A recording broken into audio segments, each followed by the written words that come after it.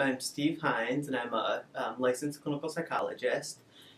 My specific role here on campus is I serve as our outreach coordinator, and so I kind of oversee all of our preventative-based programming.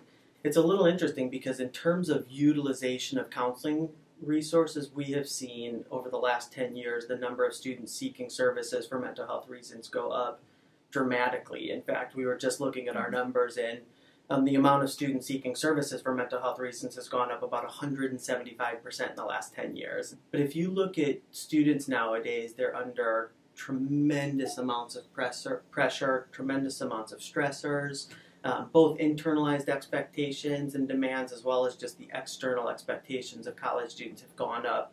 That 18 to 24 years old is a pretty common age of onset. And so even if folks weren't in college, they may be susceptible to developing a mental illness just being in that age range. And so I think we see a little bit of that here, that folks come off to college and experience their first mental health episode, whether that be depression or anxiety, and that's just because the age of onset.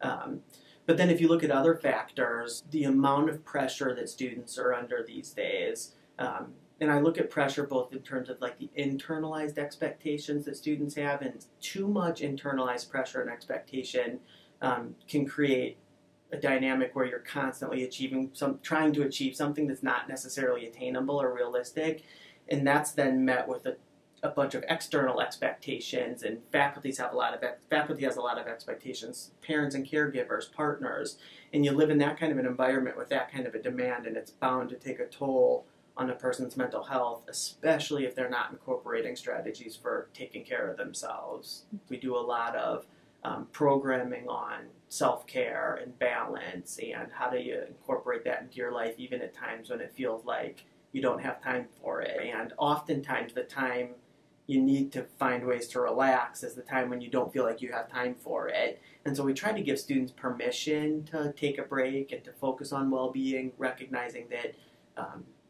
in terms of long-term benefits, if you can start incorporating that early on, how can students or peers best support a friend that's in some kind of emotional crisis?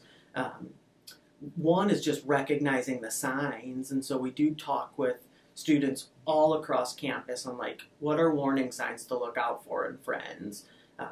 Things like emotional and mood changes, if you notice somebody being more sad or withdrawn or isolated than usual. I think the first key that we try to get students to do is just recognize when there is a potential problem. And that can be one of the best ways that students can help their peers, is that oftentimes somebody struggling might isolate or withdraw and not seek out support or help.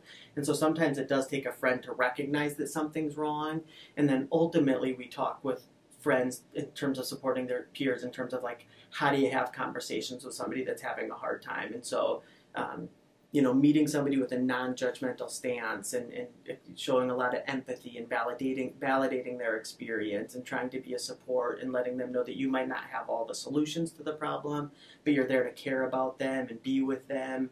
And then ultimately, how to talk to them about seeking professional help if that's what's needed. And the reason, honestly, it's so important to get friends involved in that is that we know about 1 in 5 individuals struggling with a mental health condition actually seeks treatment. That, I think, highlights why it's so important for friends and peers to be able to support their friends, and then ultimately being able to get them connected to the appropriate resource. So who's interacting with these students? If they're not coming in my office, they're interacting with their peers, they're interacting with their faculty, with their advisors, with Res Life staff. So equipping those folks who are in contact with individuals in distress on how to respond just feels to me like it's imperative. I think the program is designed to help raise awareness about mental health. Not only awareness, but also like skills in terms of how to respond to people that are distressed or having a hard time. And I think we're doing a lot of that on campus. I mean, whether we call it mental health first aid or what we call like Gatekeeper or Campus Connect, which are programs that really try to raise awareness about crisis and how to respond to individuals in crisis and connect them to the more resources. But I think, putting more energy and effort into those underrepresented groups, or groups that might not normally seek out help and might be at particularly high risk, like how do we target that group and make mental health services more accessible? And so while I do absolutely believe that Butler's heading in the right direction and that campuses across the country are heading in the right direction, I think it's in all of our best interest to always try to do better in terms of meeting the students' needs. And there's not a single person on this campus that's been immune from some kind of a crisis. And so just trying to recognize and be patient, be understanding, be accepting, trying to work towards understanding a person's experience versus judging it.